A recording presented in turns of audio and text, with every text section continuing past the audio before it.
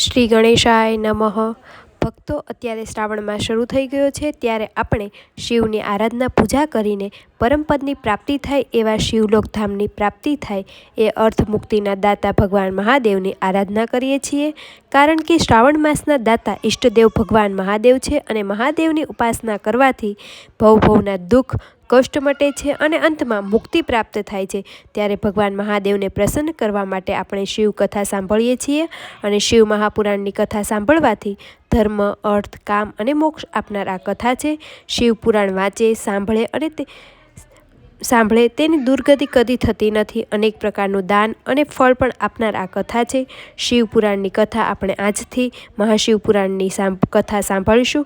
અત્યાર સુધીમાં આપણે મહાશિવ પુરાણનો મહાત્મ્ય સાંભળી ચૂક્યા છીએ અને વિદ્વેશ્વર સંહિતા પણ સાંભળી ચૂક્યા છીએ. તો આ વિડીયોમાં આપણે રુદ્ર સંહિતાની કથા સાંભળશું અને રુદ્ર સંહિતાની કથામાં શિવનું સગુણ નિગુણ સ્વરૂપ છે, નારદજીનું ચરિત્ર છે અને બ્રહ્માથી પ્રગટ થયેલી સૃષ્ટિની કથાઓ આપણે આ રુદ્ર સંહિતામાં સાંભળશું.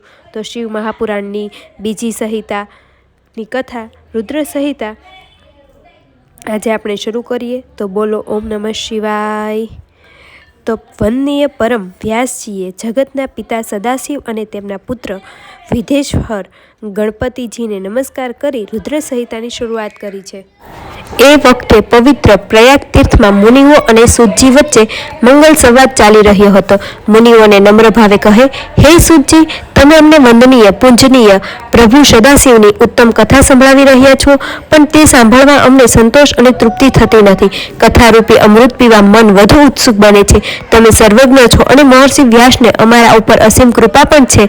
અમે એવું સમજીએ છીએ કે શિવ પોતે નિર્ગુણ છે, આમ છતાં સગુણપણે દર્શન પણ આપે છે. અમે સાંભળ્યું છે તે મુજબ તેઓ શ્રી દયાળુ પણ છે અને કલ્યાણકારી છે. તેઓ ઝડપથી પ્રસન્ન થાય છે. તેથી અમે શિવજીના સગુણ ચરિત્ર જાણવા માટે તત્પર છીએ. ત્યારે બ્રહ્મા, વિષ્ણુ અને મહેશ્વર એ ત્રણેય દેવો શિવજીના અંગની ઉત્પત્તિ થાય છે. તેમાં મહેશ્વર પૂર્ણાંશ છે અને તે બીજા રૂપે શિવ પોતે જ છે. તે શિવનું પ્રગટ્ય થવું અને તેમાં ખાસ ચરિત્ર તથા ઉમા પાર્વતીનું પ્રગટ્ય થવું તથા તેમના વિવાહ કહો, શિવ પાર્વતીનો ગૃહસ્થ કહો, તેમની અનેક પ્રકારની લીલાઓ તથા બીજું જે જે કહેવા જેવું હોય તે બધું અમને વિસ્તારથી કહો. ત્યારે સૂતજી ઘડીક થોભ્યા અને પછી કહે છે, હે જ્ઞાની મુનિઓ, ધન્ય છે તમને, વંદન છે તમને. તમારી શિવ પ્રત્યેની ભક્તિ અગાધ છે, શ્રાદ્ધ પણ વંદનીય છે.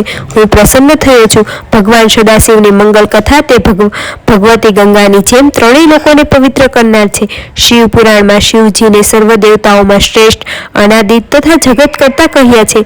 પુરાણ કરતાએ એકો દેવ કેવલ નિગુણસ્વ એટલે કે પ્રભુ તો એક અને નિગુણ છે તેમ પ્રતિપાદ કર્યું છે. માત્ર ઉપાદિત ભેદથી પણ તે પરમાત્મા અલગ અલગ રૂપે દર્શનીય બને છે. સર્વેશ્વર તો એક જ છે. સૂત આગળ કહે છે કે આપના પ્રશ્નને અનુસરી બુદ્ધિ પ્રમાણે હું શિવની લીલા કહું છું, તે તમે આદરથી સાંભળો.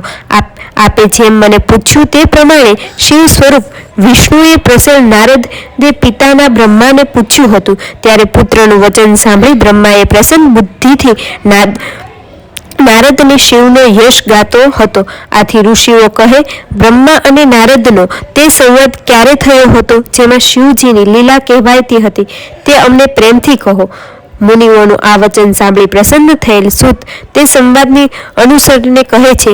સૂતજી કહે છે, એક વખત નારદજીને તપ કરવાનો વિચાર જાગ્યો. આથી તેઓ હિમગીરી ઉપર ગંગાજીના પવિત્ર કિનારે ગયા. અહીં એક સુંદર ગુફા હતી. તે ગુફામાં તેઓ પહોંચ્યા અને ત્યાં તેમણે મૌન ધારણ કરી આસન જમાવીને પ્રાણના સ્વયં થકી લાંબા કાળ સુધી તપ કર્યું. તેમનું આ લાંબુ તપ જોઈને ઇન્દ્રિયોને ચિંતા જાગી. તપના બળથી નારદ મારું ઇન્દ્રિયાસન ડોલાવી દેશે કાં તો પડાવી લેશે. તો તેથી નારદના તપમાં વિક્ષેપ પાડવા, ભંગ કરવા તેમણે કામદેવને તેડું મોકલ્યું. કામદેવ આવી પહોંચ્યા અને ઇન્દ્રે તેના મીઠા શબ્દથી નવાજીને નારદના તપમાં વિઘ્ન નાખવાનો રવાના કર્યા. કામદેવ શાબ્દો બન્યો અને કેટલાક અનુચરો સાથે લઈ જઈને તેને અનેક વિધિ રીતે પોતાની કળાઓને ઉપયોગમાં લેવા માંડી. આ બધી ઘટનાઓમાં ક્યાંક તેની કાળી ફાવી નહીં. પ્રભુ મહાદેવની અસીમ કૃપાથી મુનિનું ચિત્ત વિકારી બન્યું નહીં.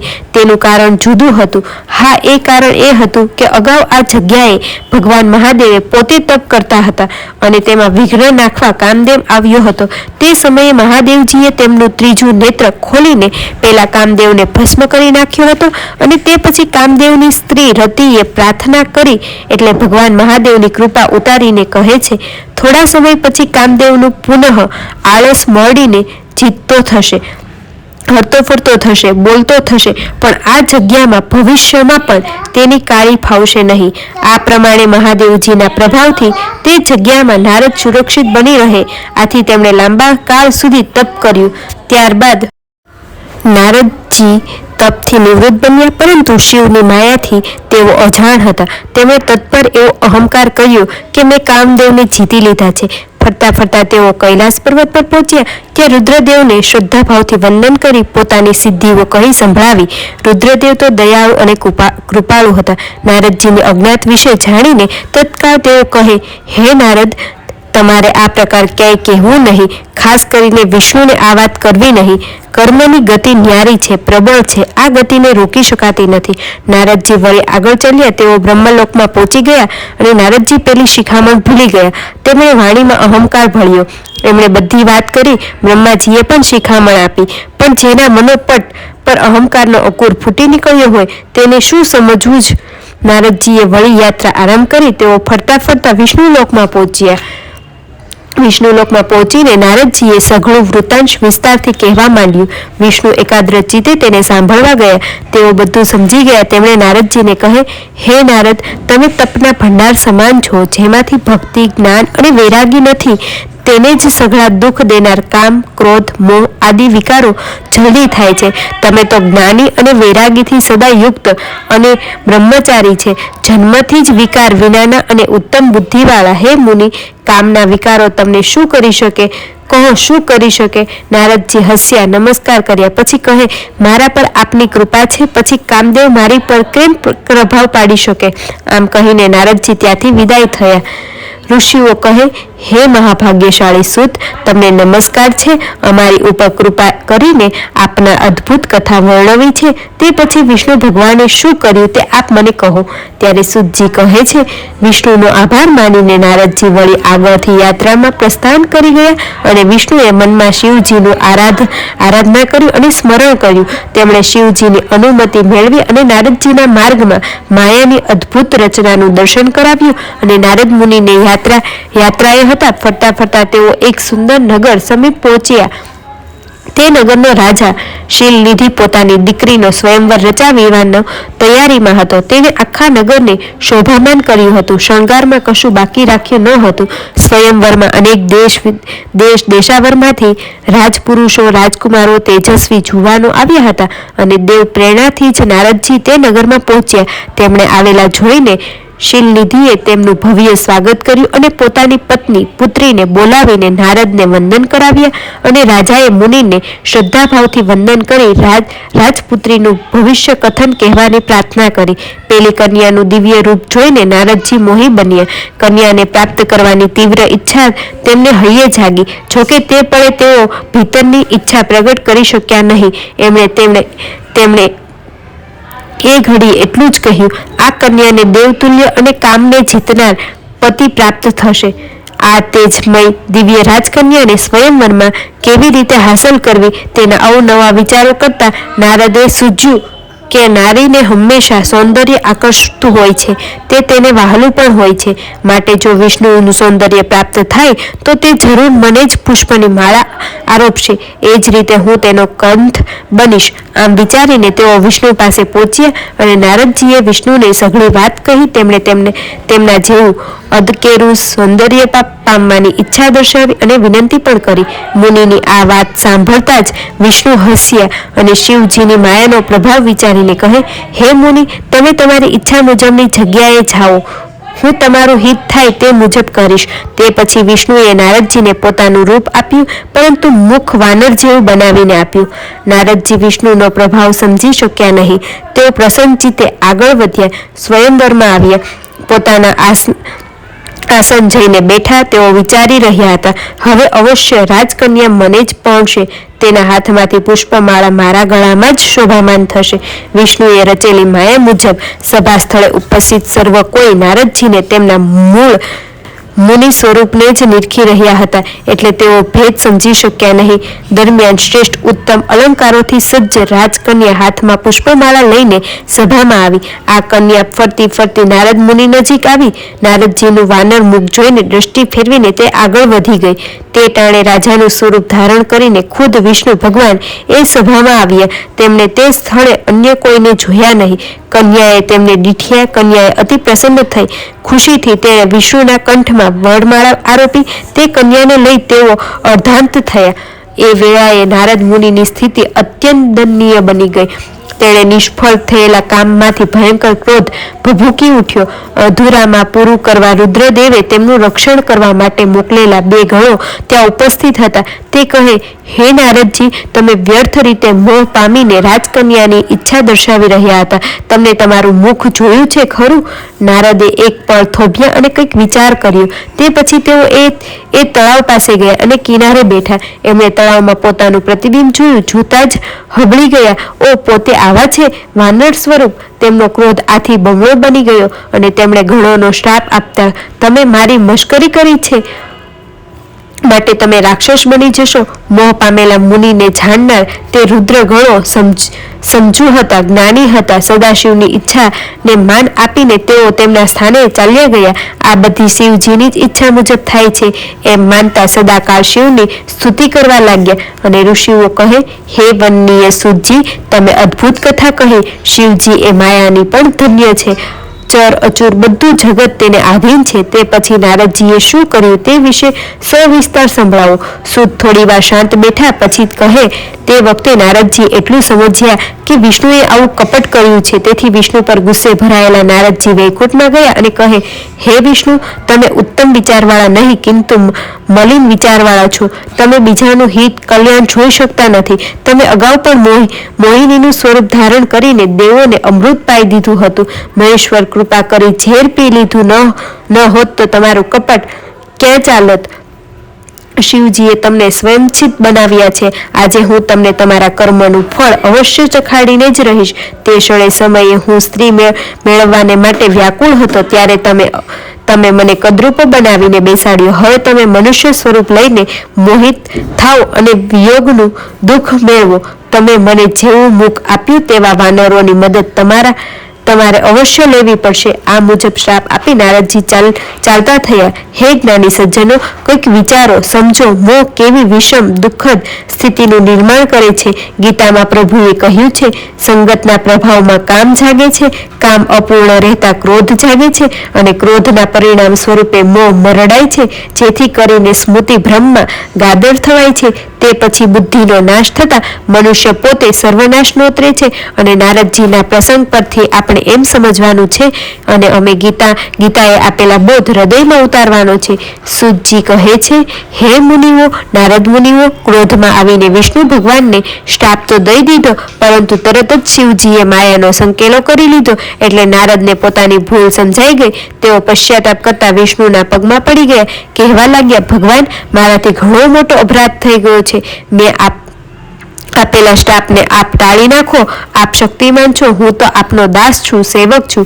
તે પછી વિષ્ણુએ નારદજીને બેઠા કર્યા અને મધુર શબ્દોથી દિલાસો આપીને કહે, હે નારદજી, તમે ખેદ કરો નહીં. તમે મારા શ્રેષ્ઠ ભક્ત છો, તેમાં શંકા પણ નથી. તમે પોતે મોહિત અવસ્થામાં શિવજીનું વચન માન્યું નહીં. તેના પરિણામે આમ બન્યું. સદાશિવ પ્રભુનો અહંકાર ટાળવાનો છે, હિતકારી છે. તે જ સ્વયં પરમાત્મા છે, પરમ બ્રહ્મ છે, નિગુણ પણ તેઓ જ છે. અને તેઓ પોતાની માયાને ગ્રહણ કરીને બ્રહ્મા, વિષ્ણુ અને મહેશ્વરના 3 રૂપોવાળા થાય છે. પરમ કૃપાળુ શિવજી પોતે મૃત્યુને જીતનાર, કાળના પણ કાળ અને ભક્તો પર કૃપા ઉતારનાર સર્વોચ્ચ દેવ પણ તેઓ જ છે. તેઓ મારા પણ સ્વામી હોય છે. હે મુનિ, તમે વાણી, શરીર અને મનથી શિવને જ ભજો. સંસારના સર્વ પાપો શિવ નામથી નાશ પામે છે.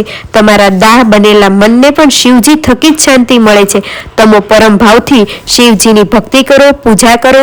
વંદનીય છે. તેમની સમીપે પહોંચો. શક્ય છે વિદ્વાનો ચારે વેદોના 4 સારરૂપી સાધન તરીકે શિવ પૂજન નિર્માણ કર્યું. તેથી તમો પડાશર મંત્રનો જાપ જપવા માંડો, તેનું નિત્ય રટન કરો, શિવ કથાનું કથન કરો, શ્રવણ કરો. તમે ભ્રમણ કરતા કરતા શિવ તીર્થોના પ્રયાગ પહોંચ્યા. આમ કરતા રહીને તમો આનંદ વનમાં પ્રસ્થાન કરો. ત્યાં શિવજીનું પૂજન અર્ચન આરંભો. આમ થવાથી તમે પોતે નિર્વિકલ્પ સ્વરૂપને પામી શકો છો. આ પ્રમાણે પ્રસન્ન ચિત્તવાળા વિષ્ણુએ નારદજીને પ્રીતિથી ઉપદેશ આપી શિવનું સ્મરણ, નમન અને સ્તુતિ કરીને અર્ધાંત થઈ ગયા. સૂત કહે છે, હે વિપ્રો, વિષ્ણુ અદ્રશ્ય થયા પછી નારદજી શિવના લિંગનું ભક્તિભાવથી દર્શન કરતા કરતા પૃથ્વી પર ભ્રમણ કરવા લાગ્યા. આ સમય દરમિયાન ભગવાન શિવજીના 2 ગણોને સ્વયંવરમાં શ્રાપ દીધો હતો તે મળ્યા. શિવ ગણોએ નારદજીને નમસ્કાર કર્યા અને હેતભાવથી જોઈ રહ્યા હતા અને કહે, હે મુનીશ્વર, રાજપુત્રીના સ્વયંવરમાં પરમેશ્વરની પ્રેરાઈને તમે અમને શ્રાપ દીધો હતો. તે પ્રક્રિયામાં આપનો કોઈ દોષ નથી.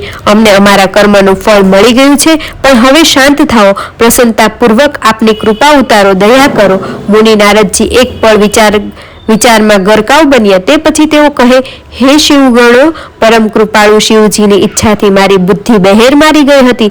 તેથી કરીને મેં તમને શ્રાપ દીધો. એ અપરાધ હતો. તે અપરાધ ક્ષમા કરો.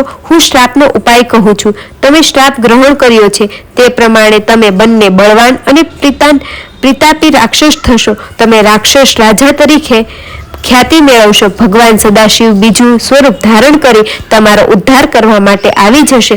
તે પછી બંને ગણો શ્રદ્ધાભાવથી વંદનીય કરી ત્યાંથી રવાના થયા અને નારદ મુનિ તે પછી તીર્થાટને નીકળ્યા. ફરતા ફરતા કાશીપુરી બાજુ આવ્યા અને ભગવાન શિવજીનું દર્શન શુદ્ધ ચિત્તે ભાવે કરવાથી ઘણી પ્રશંસા મળી. તે પછી તેમને શિવ તત્વ વિશે વિશેષ જાણવાની ઈચ્છા જાગી. તેથી તેઓ બ્રહ્માજીને મળ્યા અને બ્રહ્માજી સત્યલોકમાં બેઠા હતા. તેમની સમક્ષ જઈને આદરભાવથી વંદન કરી ઊભા રહ્યા અને અત્યંત ભાવથી કહે, હે પિતામહ, આપની કૃપાથી વિષ્ણુના મહિમા વિશે ઘણું જાણી શકાયું છે, પણ શિવ તત્વ અંગે કંઈ જાણવા મળ્યું નથી. હે દેવ દયાળુ તાત, શિવજી નિર્ગુણ છે છતાં સગુણ કેમ? તેમનું સત્ય સ્વરૂપ શું તે સમજાવો. પ્રભુ શિવના ભક્તો કહે છે તે તરત પ્રસન્ન થાય તેવા છે, દયાળુ અને કૃપાળુ છે. તેઓ ભક્તનું દુઃખ કદી જોઈ શકતા નથી. એટલે જ નહીં, વળી તમે બ્રહ્મા, વિષ્ણુ અને મહેશ્વર એ ત્રણેય દેવો શિવજી પ્રભુના અંશથી ઉત્પન્ન થયા છો. તેમજ મહેશ્વર પૂર્ણ અંશરૂપ હોવાથી તે પરમ શિવ રૂપે પૂજનીય પણ છે. તેમની શ્રદ્ધાભાવથી પૂજા થાય છે. ભગવાન શિવજીને સતી પાર્વતી કઈ રીતે મળ્યા અને તેઓના પ્રબળ પરાક્રમી પુત્ર કાર્તિકેયના અવતરણની કથા પણ કહો. આ બધું શિવ તત્વ જાણવાના હેતુથી હું તમારી સન્મુખ આવ્યો છું. આ પ્રમાણે નારદજીનું વચન સાંભળી લોક પિતામહ બ્રહ્માજી આ વિશે કહેવા લાગ્યા. બ્રહ્માજી કહે છે, હે ઉત્તમ વિપ્ર, લોકોના ઉપકાર કરનાર, તમે લોકહિતની ઈચ્છાથી યોગ્ય પૂછ્યું છે. હે પુત્ર, શિવનું રહસ્ય અદ્ભુત છે. હું વિષ્ણુ કે અન્ય કોઈ દેવ તેને પૂર્ણ રીતે સમજી જાણી શક્યા નથી. તેઓ દિવ્ય છે. હે મુનિ નારદજી, પ્રલય થાય છે તે ટાણે કશું જ બચી શકતું નથી. સ્થાવર જંગમ વિનાશમાં ગાદર બને છે. તે વખતે 5 મહાભૂતો નથી હોતા. પ્રાધ્ય તત્વ કે કાંઈ ન હતું. ત્યારે સદબ્રહ્મ હતું. આ બ્રહ્મ મન કે વાણીનો વિષય નથી.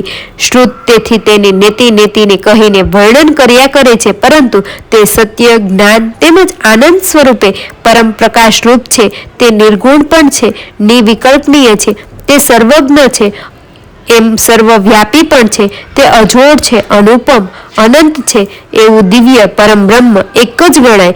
અમુક કાળ કરીને બ્રહ્મને એકમાંથી અનેક થવાની ભાવના જાગી. ઈચ્છા પ્રબળ હતી. એક તત્વ આ પૂર્વે જગતમાં આત્મરૂપી હતું, અન્ય કોઈ પણ ન હતું. તેણે વિચાર્યું કે હે લોકોની રચના કરું. આ મુજબ વિચારણા કરી તેણે અમૃત સ્વરૂપે પોતાની જ મૂર્તિ સ્વરૂપે કલ્પના કરી. હે જ્ઞાનીઓ, તે પરત તત્વનું વર્ણન તે કેમ કરાય? પરંતુ સાંભળો, જેવો સંપૂર્ણ પરમ આત્મા છે તેમણે આહવાનની જરૂર નથી. સર્વના આધારરૂપી વળી આસનની જરૂર શું? પરમ સ્વચ્છ અધ્ય પાધ્ય તેમજ આચમન શું ઉપયોગી? નિર્મળને સ્થાનની શું જરૂર છે? જે નિર્વસનિક છે તેને ફૂલો અર્પિત કરો તો પણ શું નિલેશ માટે ધૂપની આવશ્યકતા નથી? સ્મરણીય અલંકારોની જરૂર હોતી નથી. નિત્ય તુપ્ય નૈવેદ્ય શા માટે? શા કામના? અનંતની પ્રદક્ષિણા કઈ રીતે થાય? અક્ષયને નમસ્કાર કેવી રીતે કરાય? અવેધને સ્તુતિ શું કામ અને શું ઉપયોગી? સ્વયં પ્રકાશને આરતીની શું જરૂર નથી હોતી? જે પૂર્ણ છે, સર્વ રીતે પૂર્ણાર્થી સભર છે, તેનું વિસર્જન કેમ થાય? પૂજન અર્ચના આવા પડોચાર્ષક નિરાકાર નિગુણ સ્વરૂપ પરમાત્મા પ્રત્યે તદ્દન નિર્થક ગણાય છે અને ભક્તોની માત્ર ભાવના જ તેની તીવ્રતા માટે પર્યાપ્ત છે. પરંતુ ભક્તના સંતોષને માટે પરમ કૃપાળુ વંદનીય શિવજીને નિરાકારમાંથી સાકાર થવાની કૃપા કરી, તેથી કરીને ભક્ત ઈશ્વરની વિધિપૂર્વક પૂજા કરી શકે.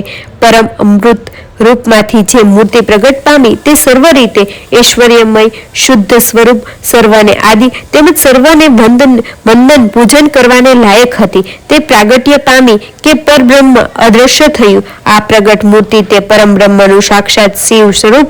તેને પંડિતો, વિદ્વાનો, જ્ઞાનીઓ ઈશ્વર પણ કહે છે. એકલા વિહાર કરતા ઈશ્વરે પોતાના સ્વરૂપમાંથી એક શક્તિ પ્રગટ કરી. જે શક્તિને જ્ઞાનીઓ, વિદ્વાનો, પ્રધાનો, પ્રકૃતિ અથવા પરામાય પણ કહે છે. તે શક્તિ ત્રણેય દેવોને ઉપજાવનારી મૂળ કારણરૂપ આદ્ય શક્તિ પણ કહેવાય છે. અષ્ટભુજા અંબિકા છે. સદાશિવ પોતે પરમ પુરુષ છે. તેમનો કોઈ ઈશ્વર નથી. શક્તિની સાથે રહીને તેમણે એક ક્ષેત્રનું સર્જન કર્યું. તે ઉત્તમ શ્રેષ્ઠ ક્ષેત્રને કાશી પણ કહે છે. તે પરમ મોક્ષ બનનારનું ઉત્તમ સ્થાન છે. આ દિવ્ય ક્ષેત્ર આનંદનું કારણ હોય તેમને આનંદવન પણ કહેવાય છે. સૂતજી કહે છે, હે મુનિઓ, એક ટાણે શિવ અને શક્તિ આનંદવનમાં ફરતા હતા. તે વખતે તેમને ઈચ્છા થઈ કે આપણે તમામ કાર્ય સાંભળી શકીએ તેવા કોઈ સર્જન કરવું જોઈએ. આ રીતે વિચારણા કરી શિવજીએ શક્તિના ડાબા પગના અંગમાં અમૃતનો સંચાર કર્યો. તેથી કરીને સુંદર પુરુષ અવતરણ પામ્યો. તે ક્ષણ અધકેરી હતી. પુરુષનું પ્રાગટ્ય અવર્ણનીય હતું. તે સુંદર હતો, શાંત, સદ્ગુણથી સભર હતો. તે ઉપમા રહિત, કમળ જેવા નયનો વાળો, લાંબી વિશાળ ભુજાવાળો, તંદુરસ્ત પણ હતો. પ્રગટ થતાં જ તેણે પરમેશ્વર શિવજીને ભાવપૂર્વક રીતે વંદન કર્યા. પછી કહે, હે પ્રભુ, મારું નામ કહો, કામ પણ કહેશો જી. શિવ શક્તિ તેને નિહાળીને અત્યંત પ્રસન્નતા પામ્યા. તેમણે કહ્યું, તમે વ્યાપક હોય વિષ્ણુ નામે વિખ્યાત થશો.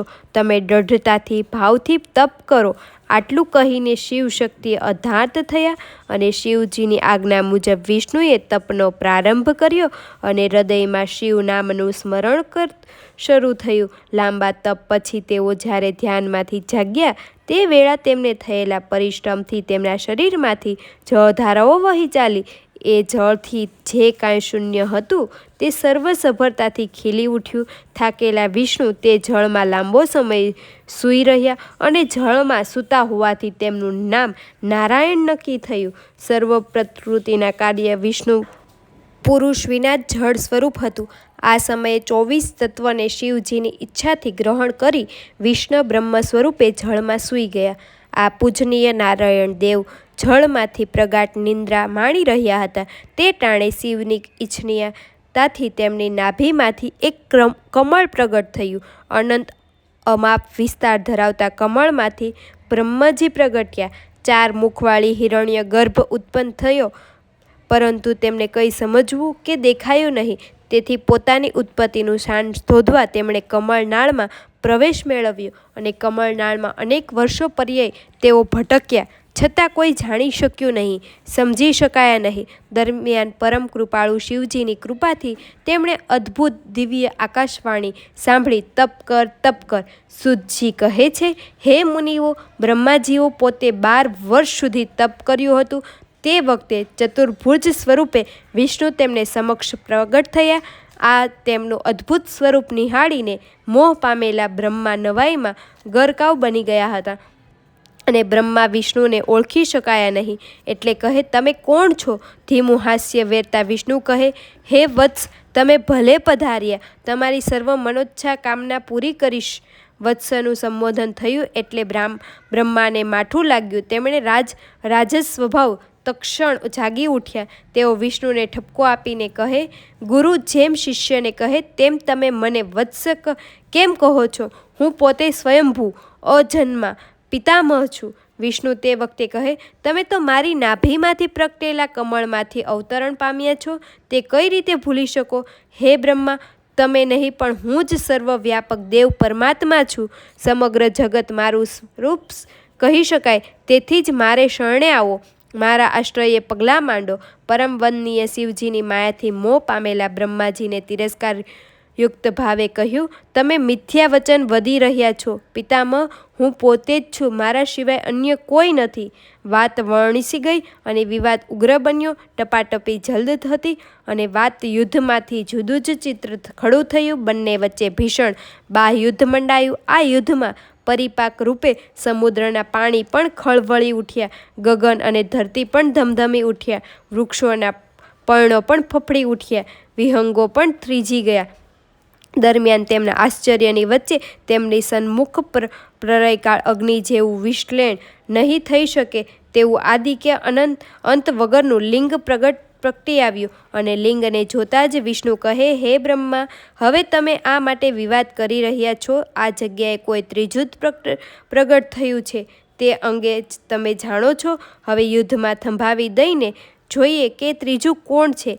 આ થાંભલા જેવા પ્રકાશમાન લિંગ જેવું વિશેષ જાણવા હું નીચેના ભાગમાં જાઉં છું અને તમે ઉપરના ભાગમાં પહોંચો. તે ક્ષણે વિષ્ણુએ વરાહનું સ્વરૂપ ધારણ કર્યું અને બ્રહ્માજી બન્યા હંસ અને બ્રહ્મા ઉપર ઉડવા લાગ્યા. અને વચલે વિહાગી વરાહ રૂપે વિષ્ણુ નીચે ગતિ કરી રહ્યા હતા. તે ટાણે વિષ્ણુએ સફેદ વીરાનું રૂપ ધારણ કર્યું હતું. આથી તે કાળથી શ્વેત વરાહ નામના કલ્પનો પ્રારંભ થયો કહેવાય છે. અને વિષ્ણુ ઘણું મથ્યા, આમ ગયા તેમ ગયા, નીચે જોયું, ઉપર જોયું, આંખ પણ થાકી ગઈ, પ્રયત્નો નિષ્ફળ ગયા. પેલી પ્રકાશ લિંગનો કોઈ છેડો નજરે ચડ્યો નહીં. તે વિશે કંઈ ખબર પણ પડી નહીં. બંને જણા થાક્યા, હાફી ગયા. નીચેના ભાગે બંને ભેગા થયા અને વિચાર પડી ગયા કે બંને જણા હાંફતા હાંફતા પરસેવો લૂછતા લિંગ સામે હાથ જોડ્યા અને ભાવપૂર્વક વંદન કરી પ્રાર્થના આરંભી. ખૂબ જ વિનંતીપૂર્વક કહે, હે પ્રભુ, આપના સ્વરૂપને અમે ઓળખી શક્યા નથી. તે અંગે અમે પરાવાર મૂંઝવણમાં છીએ. તેમનો તાગ પામવાની ઈચ્છા પણ છે. આપ શ્રીના પ્રગટ દર્શન કરાવવા કૃપા કરશો. આમ અમને મદને ધારણ કરી નમસ્કાર કરતાં કરતાં અમારા 100 વર્ષો વીતી ગયા. બ્રહ્માજી કહે છે, હે મુનિશ્રેષ્ઠ, સદા ત્યાં રહી અમે બંને દેવો દર્શનીય ઈચ્છાથી પ્રાર્થના કરતા રહ્યા. અમે ગર્વરહિત બન્યા. તે વખતે શબ્દ બ્રહ્મરૂપ ઓમકારનો ધ્વનિ મંડરાયો. બંને જણ ભાવનામય બની તે ધ્વનિ સાંભળતા રહ્યા. ઓમકારનો સ્પષ્ટ દિવ્ય તેજામય ધ્વનિ સાંભળીને બંને દેવો મંત્રમુગ્ધ બની ગયા. ભાવ વિભોર બની સાંભળતા રહ્યા. એકાક્ષર ઓમકારની શ્રી શિવને શબ્દ બ્રહ્મરૂપે પરમેશ્વર સમજ્યા અને એકાંશવર ઓમ રૂપે પરમ વંદનીય સત્ય આનંદ અમૃત સ્વરૂપ પરમ બ્રહ્માના દર્શન મનને તથા વિષ્ણુને થતાં અમે પણ આદિનંદિત બન્યા અને ઉકારથી વિષ્ણુ અને મકારથી મહાદેવ કહેવાયા. અકાર વડે સૃષ્ટિનું સર્જન અને ઉકાર થકી મોહ પ્રાપ્તિ અને મકાર દ્વારા નિત્ય કૃપા મળે. આવું ઓમકાર સ્વરૂપ નિહાળીને અમે તત્ક્ષણ ભગવાન સદાશિવની સ્તુતિ સાંભળી અને સ્તુતિ કરતા મને તથા વિષ્ણુને પ્રભુ શિવના શબ્દ સ્વરૂપનું અદ્ભુત દર્શન પણ થયું. અને આ દર્શનથી અમે પ્રસન્ન અનુભવી રહ્યા હતા. તે 5 મુખ, 10 હાથ અને કપૂર જેવું દિવ્યાથી અંજાયેલ મંજાયેલ સ્વરૂપ અલંકારથી શોભી રહ્યું હતું. આવા તેજામય દિવ્ય સ્વરૂપમય સ્વરૂપને મસ્તકની જગ્યાએ અકાર લલાટના સ્થાને આકાર જમણું નેત્ર, ઈકાર ડાબું નેત્ર, ઈકાર જમણો કાન, ઉકાર ડાબો કાન, ઉકાર રૂકાણ જમણો ગાલ, ઝુકાર ડાબો ગાલ, લુકાણ જમણી નાસિકા, લુકાર ડાબી નાસિકા, એકાર ઉપલો હોઠ, એકાર નીચેનો હોઠ, ઓકાર ઉપરના દાંત, ઓકાર નીચેના દાંત અને તળાવના સ્થાને અ અને અહ હતા. તેમજ ક વર્ગની 5 અક્ષરો ક, ખ, ગ, ઘ અને ડ તેમના જમણા 5 હાથ રૂપ હતા. તો ચ વર્ગના અક્ષરો પણ તેમના ડાબા 5 હાથ હતા.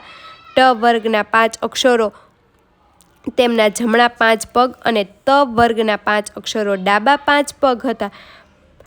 પ પ્રકાર તેમનું પેટ, ફ પ્રકાર જમણું પડખું, બ પ્રકાર ડાબું પડખું, ભ પ્રકાર ખાંદ તેમજ મકાર તેમનું હૃદય, યથી સકાર સુધીના વર્ણો એ ભગવાનની 7 ધાતુઓ હકાર નારૂભી અને રુકાર પ્રાણરૂપ કહેવાય છે. શ્રદ્ધા અને પ્રેમાળ ભાવથી મેં અને વિષ્ણુને નમસ્કાર કરી શબ્દ બ્રહ્મ સામે દ્રષ્ટિ કરી અમને ઓમકારથી પ્રગટ થયેલા 5 કળાવાળો 38 અક્ષરવાળો મંત્ર દેખાયો. એટલું જ નહીં, ઉપરાંત રુદ્ર ગાયત્રી મંત્ર પણ અમે નિહાળ્યો. અમે તે વેળાએ મૃત્યુંજય મંત્ર, પંચાક્ષર મંત્ર, ચિંતામણી મંત્ર તેમજ દક્ષિણામૂર્તિ મંત્ર પણ નિહાળ્યા. અમે તે મંત્રનો હૃદયમાં ઉતારી ગ્રહણ કર્યા અને પછી 2 હાથ જોડીને વંદન કર્યા. આમ સદાશિવ ભગવાન વિષ્ણુએ મારી સાથે રહી પ્રસન્ન હૃદયથી અને પ્રિય વાણીથી સ્તુતિઓ કરી. આ મુજબ મેં અને વિષ્ણુએ પ્રભુ શિવની સ્તુતિ કરી. તેથી દયાના સાગર સદાશિવ તથા પરમ વંદનીય દેવી ઉમા સહિત પ્રગટ થયા. તેઓ પ્રસન્ન ભાવે અમને નિહાળી રહ્યા. તે વખત અમને વેદોનું જ્ઞાન અપાયું અને વિષ્ણુ કહે, હે પ્રભુ, આપ પ્રસન્ન થાવ તે માટે અમારે આપનું કઈ રીતે પૂજન કરવું, કઈ રીતે ધ્યાન ધરવું અને આપ કેવી રીતે વશ થાઓ તે જણાવો.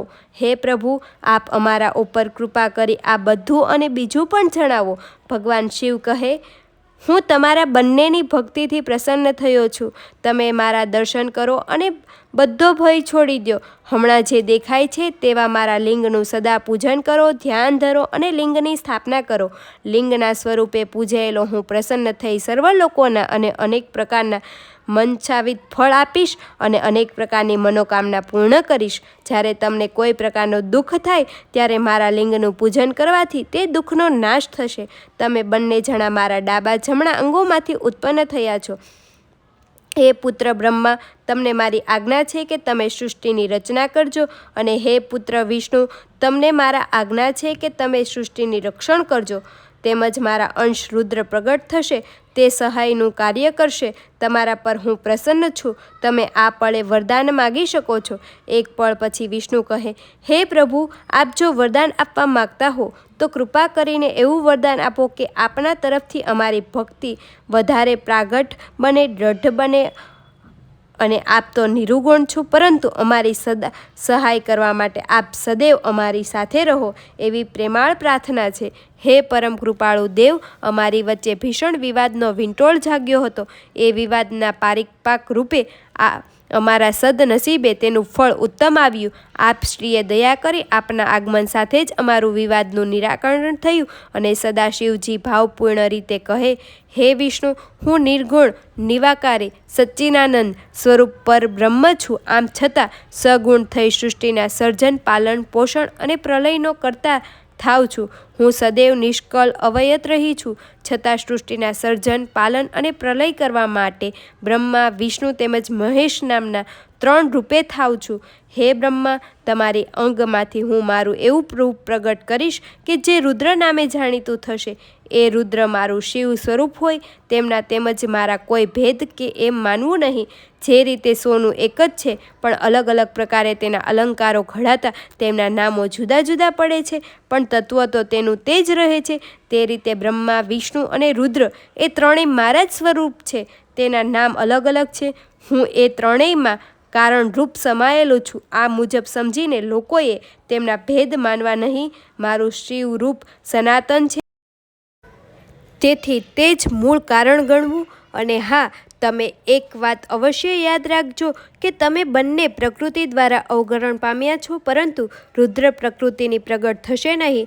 હા, મારી જ્યારે ઈચ્છા થશે તે વખતે હું બ્રહ્માની ભૂતિકુટનમાંથી રુદ્ર રૂપે પ્રગટ થઈશ. ખરું જોતા તો રુદ્ર તમાસ ગુણવાળો નથી, કારણ કે તે પ્રકૃતિથી ઉત્પન્ન થતા નથી. તેમનું વર્ણન વૈરાકારી, તમાસ અને અહંકાર તરીકે થાય છે. તે તો માત્ર નામથી જ કહેવા ખાતર છે. હે દેવો, તમને બંનેને મેં સૃષ્ટિની રચના અને પાલનના કામ સોંપ્યા છે, પણ જે રુદ્ર ઉત્પન્ન થશે તે સંહાર કરવાનું કાર્ય કરશે. મારી અર્ધાંગની જે પ્રકૃતિ કહેવાય છે તે પરમેશ્વરી દેવી પાર્વતી છે. તેઓની એક શક્તિ વાણી સ્વરૂપે બ્રહ્માને સેવેશે અને બીજી શક્તિ લક્ષ્મી સ્વરૂપે વિષ્ણુને સેવેશે. તેમજ ત્રીજી શક્તિ કાલી નામેથી રુદ્રને સેવશે. હે બ્રહ્મા અને વિષ્ણુ, હું તમને ગૂઢ સત્ય સમજાવું છું. તે હૃદયમાં ધારણ કરો કે બ્રહ્મા, વિષ્ણુ અને રુદ્રમાંથી જ અંશ છે. હું જ 3 સ્વરૂપે રહીને 3 ગુણોને ધારણ કરીને 3 કાર્ય સૃષ્ટિ રચના, પાલન અને તેમજ પ્રલય કરું છું. છતાં સાક્ષાત સદાશિવ સ્વરૂપે તો હું પ્રકૃતિ અને પુરુષથી પણ પર છું. તમારે બંનેએ પૂજવા લાયક તો રુદ્ર છે, કેમ કે માત્ર પૂર્ણ અવતાર અને પ્રલયનો સ્વામી છે. યક્ષ નામના કલ્પમાં બ્રહ્મા તમારો પુત્ર થશે. તે વેળા તમે અને બ્રહ્મા મારા દર્શન કરશો. આમ કહી શિવ અતિ કૃપા અત્યંત પ્રીતિથી વિષ્ણુને કહે છે કે હે વિષ્ણુ, આ પળે તમને મારી આજ્ઞા છે કે બ્રહ્માએ સર્જેલા લોકોમાં જ્યારે દુઃખ અને વેદના વમળો રચાય ત્યારે તેમનો નાશ કરવા તમે શબ્દા રહેજો. તમે અવતારના ધારણ કરજો અને તેથી તમારી કીર્તિ વિશ્વમાં પ્રસરશે. તે વખતે હું તમને સહાય કરીશ. તમે ભક્તો પર અનુગ્રહ અને અભક્તિનો નિગ્રહ કરજો. હે વિષ્ણુ, આ સૃષ્ટિમાં જે કોઈ લોકો મારા માટે તમારામાં ભેદ દ્રષ્ટિ રાખશે તે અવશ્ય અધોગામી થશે. હવે હું તમારું 3 દેવોનું આયુષ્ય બળ શું હશે તે કહી સંભળાવું છું. તે સાંભળો. આ સૃષ્ટિ પર 4000 યુગ પૂરા થાય તે બ્રહ્માનો દિવસ ગણાશે. તેટલી જ રાત્રિ પણ ગણાશે. એક ક્રમે 30 દિવસનો એક મહિનો અને 12 માસનું એક વર્ષ ગણાતા એવો 100 વર્ષ સુધીનો બ્રહ્માનું આયુષ્ય છે. બ્રહ્માનું 1 વર્ષ એટલે વિષ્ણુનો 1 દિવસ અને તેવા 100 વર્ષ જેટલું વિષ્ણુનું આયુષ્ય ગણાશે. વિષ્ણુના 100 વર્ષ બરાબર રુદ્રનો 1 દિવસ ગણવો અને તેના 100 વર્ષ પૂરા થતા સુધી તે પુરુષ સ્વરૂપે રહે છે તેમ માનવું. હે દિવ્યતાથી સભર દેવો, આ સૃષ્ટિના પરના સઘળા પ્રાણીઓના ઊંચા નીચા શ્વાસોની સંખ્યા 21,600 થાય ત્યારે તેમની 1 દિવસ રાત થયો એમ કહેવાશે અને સંખ્યા 21,600 થાય ત્યારે તેમના રાત અને દિવસ ગણાશે. અને 6 શ્વાસ બરાબર 1 પળ, 60 પળની 1 ઘડી અને 60 ઘડીનો 1 દિવસ રાત્રિ ગણાશે. આ મુજબ કહીને પરમ કૃપાળુ દેવ સદાશિવે પરમ દયાભાવથી 2 હાથ ઊંચા કર્યા અને વિષ્ણુ અને મારા મસ્તક પર મૂક્યા. અમારા અંગોને સ્પર્શ કરતા તે પછી તેઓ અદૃશ્ય થયા. ત્યારથી આ લોકમાં લિંગનું પૂજનનો વિધિ શરૂ થયો અને ભોગ તથા મોક્ષ આપનાર મહાદેવની લિંગનું પ્રતિષ્ઠા કરાયું. જે માણસ લિંગની પાસે લિંગની કથાનો નિત્ય પાઠ કરે છે તે 6 માસમાં શિવ સ્વરૂપ થાય છે. હે મહામુનિ, જે માણસ લિંગની સમક્ષ જે કંઈ પૂર્ણ કાર્ય કરે તેમનું પૂર્ણનું ફળ હું કહી તમને શકું તેમ નથી. તે વખતે મુનિઓ બોલી ઉઠે, હે સૂત, આપને નમસ્કાર છે. આપે અમને દિવ્ય કથાનું શ્રવણ કરાવ્યું. અમે આનંદિત બન્યા છીએ. હવે અમને સદાશિવની પૂજાની વિધિ કહો. 4 વર્ણના લોકો શિવજીનું પૂજન કરશે તો તેઓ સઘળા કઈ રીતે પૂજા કરવી તે અંગે વિસ્તારથી કહો. સૂતજી કહે છે, હે જ્ઞાની ધ્યાની મુનિઓ, ધન્ય છે તમને તમારી શિવ તરફની ભક્તિ શ્રદ્ધા જોઈને. હું તમને સર્વને કહીશ. પૂર્વ એક પ્રસંગ ટાણે મારા પૂજનીય ગુરુ મહર્ષિ વ્યાસે સનતકુમારને આ પ્રકારનો જ પ્રશ્ન કરેલો. તે ટાણે મુનિ ઉપમન્યુ પણ ત્યાં ઉપસ્થિત હતા. તેમની પાસેથી શ્રી કૃષ્ણને તે સાંભળવા મળ્યું હતું. મહર્ષિ વ્યાસજીએ કૃપા કરીને મને કહ્યું હતું તે તમોને બ્રહ્મા અને નારદના સંવાદ રૂપે કહું છું.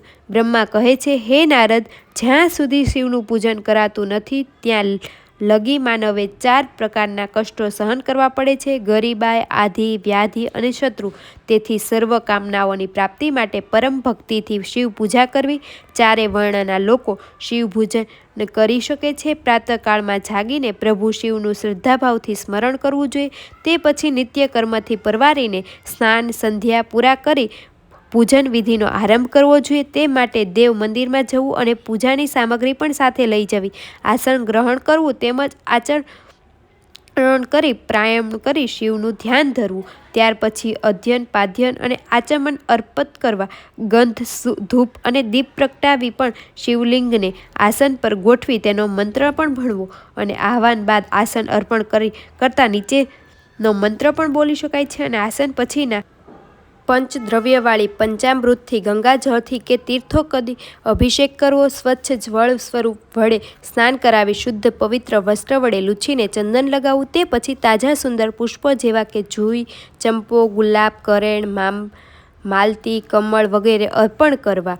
હે સજ્જનો, મંત્રપૂર્વક કરેલી પૂજા સર્વ પ્રકારના ફળ આપનારી છે અને શિવ પૂજનમાં રુદ્ર, શુકુલ, નીલ શુકુલ તથા ચારેય વેદના સૂક્તો અને મંત્રો થકી પૂજન કરવું. પુષ્પ સૂક્તિ પણ પૂજન કરી શકાય છે અને શિવલિંગ એ સાક્ષાત શિવ તત્વ છે, માટે તેનું વિધિપૂર્વક પૂજન કરવું અને જે પંચાક્ષરનો જપ કરવો. તે પછી હાથમાં પુષ્પો લઈને ઊભા થઈને, હે દિવ્ય દેવ, સમજણપૂર્વક કે અજાણતા મેં આપશ્રીઓને જે જપ પૂજન વગેરે કર્યા તે આપની દયા કૃપાથી પરિપૂર્ણ થાવો અને જન્મો જન્મ મારી આપશ્રીમાં દ્રઢ ભક્તિ થાવો. શ્રદ્ધાભાવ અડગ રહો. મારી બીજું કોઈ શરણું નથી, આધાર નથી, કેવળ તમે જ મારા નાથ છો, આધાર છો. આ રીતે ખૂબ જ શ્રદ્ધાથી ભાવનાથી પૂજન કરી આ પછી પૂજન પૂર્ણ કરવું. હે સજ્જનો, શિવ પૂજાના વિધાનમાં ઘણા લોકો પુરુષ સૂક્ત એક મંત્રથી 50 પૂજન કરે છે. તે પૂજન પણ શાસ્ત્રનું અનુસાર છે તેમ માનવું. પૂજાની વિધિઓમાં ટૂંકમાં કરવી હોય તો શિવ માનસ પૂજાનો 5 શ્લોકોનો પાઠ કરી શકાય છે. કોઈ પંચવિધિ મુજબ પૂજન કરે, જેમાં શાંતિ પાઠ, ધ્યાન, અભિષેક, આરતી અને સમાપનનો સમાવેશ થાય છે, તો કોઈ પડોશાથી પૂજન આરંભે. તે ઘણા સમૃદ્ધિવાળા સંપન્ન લોકો રાજાપોચાર વિધિ ગ્રહણ કરીને વધુ વિસ્તાર કરી શકે છે અને પૂજનમાં મુખ્ય વસ્તુ ભાવ છે અને મુમુક્ષ દેવા કરતો જોઈએ નહીં. અહીં આડંબર અને ભપકાતી કશી જરૂર નથી. તે પ્રકારની લાગણીઓને ત્યજવી જોઈએ. હે મુનીશ્વર, આ રીતે શિવજીનું પૂજાનો વિધિ કરો. અને હવે નારદ, તમે શું સાંભળવા ઈચ્છો છો? નારદજી કહે, હે પિતા, હે પ્રજાપતિ, શિવના આસક્તિવાળા આપને ધન્ય છે. આ પૂજનીય વિધિ સવિસ્તાર મને કહો. આ પછી બ્રહ્માજીને નારદજીએ શિવ પૂજાના અંગે વિસ્તારપૂર્વક કહેવાનું શરૂ કર્યું. હે નારદજી, એક સમયના કાળે સર્વદેવોને સાથે લઈને હું ક્ષીર સમુદ્રના કિનારે ગયો હતો. ત્યાં જઈને 2 હાથ જોડી વંદન કરી પ્રભુ વિષ્ણુની સ્તુતિ કરી હતી અને અનંત તેમજ સત્ય સ્વરૂપ ભવરૂપી સંસારનો ભવ હરનાર પરમબ્રહ્મ જેવી માયાથી આ જગત અનિત્ય હોવા છતાં તે નિત્ય ભાસે છે, પરંતુ જેની અપાર કૃપાથી જ્ઞાન થતાં છીપમાં થયેલી રૂપાથી ભ્રાતિની જેમ જગતની ભ્રાતિ નાશ પામે છે, તેવા વંદનીય શ્રી લક્ષ્મીજી જેમના ચરણો કમળ સેવા કરે છે, તે પ્રભુ વિષ્ણુને હું ભાવપૂર્વક વંદન કરું છું. આ સ્તુતિમાં પ્રસન્ન થયેલા વિષ્ણુ કહે, હે દેવો, કહો શું કામ પડ્યું? મેં કહ્યું, સર્વ દુઃખો દુઃખ થાય તે માટે કયા દેવની સેવા કરવી જોઈએ તે કહો. વિષ્ણુ કહેવા લાગ્યા, હે દિવ્ય દેવો, હંમેશા તમારે એ યાદ રાખવું કે સર્વ દુઃખો અને તેનો પાપનો નાશ કરનાર દેવાધિદેવ શિવજી છે, માટે શિવજીનું ધ્યાન ધરવું, ભજન પૂજન કરવું. હે બ્રહ્મા, તમે અને હું હંમેશા સદાશિવનું પૂજન કરીએ છીએ. શિવલિંગની પૂજા ખૂબ જ ઉત્તમ છે. તેનું પૂજન કરવાથી જ આપણે ઉત્તમ પદ સુધી પહોંચ્યા છીએ. તે કેમ ભૂલી ગયા? જેઓ મહાદેવની ભક્તિ કરે છે અને હંમેશા શ્રદ્ધાભાવથી તેમનું સ્મરણ કરે છે, તે કદી દુઃખી થતા નથી. એટલું જ નહીં, તેમના પાપ પણ ભસ્મ બને છે. વિષ્ણુની આ વાણી સાંભળીને દેવો એક સમાટા શિવલિંગની માંગણી કરવા લાગ્યા. તેથી વિષ્ણુ ભગવાને વિશ્વકર્માને આજ્ઞા કરી, હે વિશ્વકર્મા, તમે અબ ઘડી મારી આજ્ઞા મુજબ કરો. મહાદેવ પ્રભુના શ્રેષ્ઠ લિંગનું સર્જન કરો. તેમાં સંઘળા લિંગો દેવોને અર્પિત કરો. આ આદેશ મુજબ વિશ્વકર્મા કામે લાગ્યા. અનેક પ્રકારના લિંગો બનાવવા માંડ્યા. દેવોને તેમના અધિકાર પ્રમાણે આપ્યા. ઇન્દ્રને મળ્યું માણેકનું લિંગ, કુમેરને પ્રાપ્ત થયું સર્વજ્ઞનું લિંગ, ધર્મરાજાને નસીબ હતું પીળા મણીનું, વરુણને મળ્યા કાળા મણીનું લિંગ, વિષ્ણુને આપ્યું નીલમનું, દેવી લક્ષ્મીજીને પ્રાપ્ત થયું સ્ફટિકનું લિંગ અને મને સોનાનું, વસુઓને ચાંદીનું, અશ્વિની કુમારોને પિત્તળનું, આદિત્યને તાંબાનું, સોમને મળ્યું મોતીનું અને સૂર્યને હીરાનું લિંગ મળ્યું. આમ દરેકને લિંગ આપવામાં આવ્યું. આ ઉપરાંત બ્રાહ્મણને માટીનું, મૈદાનવીને ચંદનનું, નાગોને પરવાળાનું પ્રાપ્ત થયું, યોગીને ભસ્મનું, યજ્ઞોને દહીંનું અને બાણાસુરને પારાનું લિંગ આપવામાં આવ્યું. તે પછી શ્રી વિષ્ણુ ભગવાને લિંગનું પૂજનનો મહિમા વિગતે સમજાવ્યું, તેમજ વિધિ પણ કહ્યું અને ગ્રહણ કર્યું. શ્રી વિષ્ણુ તેમને કહે, કોઈએ કદાપી કર્મનો ત્યાગ કરવો નહીં, ધનનો યોગ્ય રીતે ઉપયોગ કરવો, યથાશક્તિ મુજબ દાન પણ કરવું જોઈએ. 1000 જેટલા કર્મયોગો કરતાં એક તપયજ્ઞ વધે છે. 1000 તપયજ્ઞ કરતાં એક જપયજ્ઞ વધારો થાય છે. તેમજ તેથી વધુ ધ્યાન યજ્ઞથી શ્રેષ્ઠ અને ઉત્તમ બીજું કંઈ નથી તેમ માનવું. હે શ્રી બ્રહ્મા, તેમ છતાં જે બ્રહ્મવેત્તા છે તેમના માટે કોઈ કર્મની જરૂરિયાત નથી. તેવા યોગીજનોના હૃદયમાં ભગવાન શિવજી લિંગ સ્વરૂપે નિત્ય વસે છે. જેમના હૈયે પરમેશ્વર સદાશિવ આરૂઢ થયેલા છે તે પછી મૂર્તિ વગેરેની જરૂર રહેતી નથી તેમ માનવું. પરંતુ જેમને એવું વિજ્ઞાન પ્રાપ્ત થયું નથી તેમના માટે મૂર્તિ કે પ્રતિમાનું કલ્પના જરૂરી છે. આલંબન વિના ઉચ્ચે ચડવું અઘરું છે. સગુણોને નિર્ગુણોની પ્રાપ્તિ થાય. આ પ્રકારનું શ્રેષ્ઠ જ્ઞાન થયા વિના જે પ્રતિમા અગર મૂર્તિનું પૂજન કરતા નથી તેનું પતન અવશ્ય થાય છે. હે વંદનીય સજ્જનો, તમે જરા વિચાર કરો. તમને એ ખબર હશે કે જેમ મેલાધેલા કપડાને બરાબર રંગ લાગતો નથી માટે તેને બરાબર ધોઈને ચોખ્ખું કરીને મનગમતો યોગ્ય રંગ લગાવવામાં આવે છે. તે સ્વચ્છ કપડાને જ રંગ લાગે છે. બરાબર તે જ રીતે ઉત્તમ પ્રકારે પૂજા અર્ચના કર્યા બાદ જ ભજન કરનારને હૈયાને જ્ઞાનરૂપી રંગ ચડે છે. જ્ઞાન વિજ્ઞાનમાં મૂળ અર્ચન કર્યા બાદ જ ભજન કરનારને હૈયાને જ્ઞાનરૂપી રંગ ચડે છે. જ્ઞાન વિજ્ઞાનના મૂળ ભક્તોમાં રહેલા છે અને પૂજન થકી ભક્તિ થાય છે. તેમજ ભક્તિની જ્ઞાન ઉપજે અને જ્ઞાન થકી વિજ્ઞાનની પ્રાપ્તિ થાય છે અને પરમ બ્રહ્મનો પ્રકાશ પણ દર્શનીય બને છે. તે વખતે દ્વંદ્વનો ભેદ સમજાય છે. એટલું જ નહીં, તે દૂર પણ થાય છે. એ ક્ષણે પળે મનુષ્ય શિવ સ્વરૂપ બની શકે છે. હે સજ્જનો, યાદ રહે, સર્વ પ્રકારના પૂજનો રહેશે, પરંતુ એ સઘળા પૂજનોમાં શિવનું પૂજન ઉત્તમ છે. શિવ પૂજનથી તમામ દેવો રાજી થાય છે. જેમ વૃક્ષના થડમાં પાણી રેડવાથી મૂળ ભીંજાય છે, એથી પ્રત્યેક શાખાઓ ખીલી ઉઠી છે, તેમ દેવો હર્ષઘેલા બને અને આનંદિત થાય. પરંતુ જો શાખાઓ પણ પાણીમાં છંટકાવ કરવામાં આવે તો મૂળને મળતું નથી, તે તૃપ્ત થતું જાય છે. તેમ વિવિધ દેવીની પૂજા કરવાથી સદાશિવની પ્રસન્નતા પામી શકાતી નથી. માટે બધા પ્રાણીઓના હિતમાં ઈચ્છાતીત ફળ મેળવવા માટે લોક કલ્યાણકારી દેવ શંકરનું પૂજન કરવું જોઈએ. બ્રહ્મા કહે છે, હે દેવતાઓ, હવે સર્વ સુખ આપનારો એવો સર્વોત્તમ પૂજન વિધિ કહું છું, તે ધ્યાનપૂર્વક સાંભળજો. અગાઉ તે અંગે નારદજીને મેં કહ્યું હતું તે આ વિધિ છે. હે દેવો, પ્રાતઃકાળે બ્રહ્મા મુહૂર્તથી સ્મરણ કરવું તેમજ પ્રાર્થના કરવી. હે દેવાધિદેવ, હે સર્વ હૈયે વસનાર, હે કરુણાનિધિ પાર્વતીપતિ, જગતનું કલ્યાણ કરો. મારા હૃદયમાં આરૂઢ થયેલા આપ મને જેવી પ્રેરણા આપો, સૂઝ આપો છો તેમ હું કાર્ય કરું છું. હે પરમ કૃપાળુ કલ્યાણનિધિ ઈશ્વર, મારા અંતરમાં આપ શ્રી ધર્માનુસાર પ્રેરણા કરજો. તે પછી પોતાના નિત્ય કર્મ કરી સ્નાન કરવું, શુદ્ધ થઈ શુદ્ધ વસ્ત્રો પરિધાન કરી પવિત્ર સ્વચ્છ સ્થાને બેસી પૂજન કરવું, શિવલિંગને નજીક રાખવું. આ સમયે પરિવાર સહિત આહ્વાન કરવું. શાસ્ત્રમાં જણાવ્યા મુજબ સદ્ગુણ નિગુણ રૂપવાળા હે પ્રભુ મહાદેવ, હું શ્રદ્ધાભાવથી આપનું આહ્વાન કરું છું. હે દયાળુ દેવ, આપ શ્રી પંચમુખવાળા છો, 3 નેત્રો ધારો છો, મસ્તક પર ચંદ્ર ધરાવો છો અને જટાધારી છો. ગજ ચર્મ, વ્યાધ ચર્મ તેમજ સર્પોને પણ આપના તેજમય દિવ્યાંગો પર ધારણ કરેલા છે. બ્રહ્મા, વિષ્ણુ અને તમામ દેવો આપને શ્રદ્ધાભાવથી પૂજે છે, ભજે છે, તેમ સ્તુતિ પણ કરે છે. હે પ્રેમાળ દયાળુ દેવ મહાદેવ, હું આપનું આહ્વાન કરું છું. પછી એક મુદ્રા બનાવી તેને વિઘ્નોને દૂર કરનાર અને સિદ્ધિ બુદ્ધિ સહિત ગણપતિનું સિંદૂર આદિ પદાર્થોથી પૂજન કરવું. પછી તેમના ભાઈ કાર્તિક સ્વામી સાથે પરમ ભક્તિથી તે ભગવાનનું પૂજન કરવું અને વારંવાર તેમને નમસ્કાર કરવા.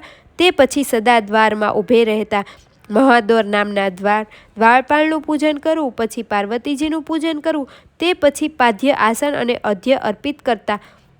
ત્યારબાદ પંચામૃત થકી સ્નાન કરાવી ચંદન વગેરે લગાવવા. ત્યાર પછી સુંદર વસ્ત્ર ઉપસાવી વગેરે અર્પિત કરી પુષ્પ ચડાવી. હા, પુષ્પોમાં ઋતુ મુજબના પુષ્પ જેમ કે કમળ, શિખાવલી, કુશ, ધતુરો, મંદાર, દ્રોણ વગેરે પુષ્પનો ઉપયોગ થઈ શકે છે. તે ઉપરાંત તુલસી પત્ર અને બીલીપત્રને ભાવપૂર્વક રીતે ચડાવવા. તે વખતે બીજું કંઈ નહીં મળે તો માત્ર બીલીપત્ર પણ ચડાવી શકાય છે. આ રીતે પૂજા થઈ શકે છે અને સર્વ પૂજા સિદ્ધ સફળ પણ પામે છે. ત્યારબાદ સુગંધીદાર દ્રવ્ય લગાવીને ધૂપદીપ પ્રગટાવો અને એ પછી નૈવેદ્ય ધરી આચમન પ્રક્રિયા કરવી અને આરતી ઉતારવી. વેળા 5 દિવેટ વાળો દીવો કરવો. તે મુજબ આરતીનો પ્રારંભ કરવો અને 14ની સંખ્યામાં આરતી ઉતારવી. 2 ચરણોમાં 4 વખત, નાભી મંડળમાં 2 વખત, મુખ પર 1 વાર અને આખા અંગ પર 7 વાર એમ 14 વાર આરતી ઉતારી તે પછી શાંત ચિત્તે બેસીને પંચાક્ષર મંત્રનો જાપ કરવો. આ જપ યથાશક્તિ મુજબ કરી શકાય અને સ્તુતિ અને પ્રદક્ષિણા કર્યા પછી ભાવથી વંદન કરવા. અંતે મંત્ર પુષ્પાંજલિ અર્પિત કરી ક્ષમા માગવી અને ક્ષમા યાચના પછી દેવીનું શ્રદ્ધાથી વિસર્જન કરવું. તે પછી પૂજાનું જળનું લઈને માથે ચડાવવું. હે નારદ, મેં ભોગ અને મોક્ષ આપનાર શિવજીનું પૂજન સંપૂર્ણ કર્યું. હવે તમારી ઈચ્છા શું સાંભળવાની છે? તો રુદ્ર સંહિતા ભાગ 1 આપણે અહીંયા સુધી સાંભળ્યું. હવે ભાગ 2માં આપણે રુદ્ર સંહિતાનું આગળનો અધ્યાય સાંભળીશું. અને જો તમને મારો વિડીયો પસંદ આવ્યો હોય તો લાઈક, શેર એન્ડ સબસ્ક્રાઈબ કરવાનું ના ભૂલતા ભક્તો. હર હર મહાદેવ. ઓમ નમઃ શિવાય. ઓમ.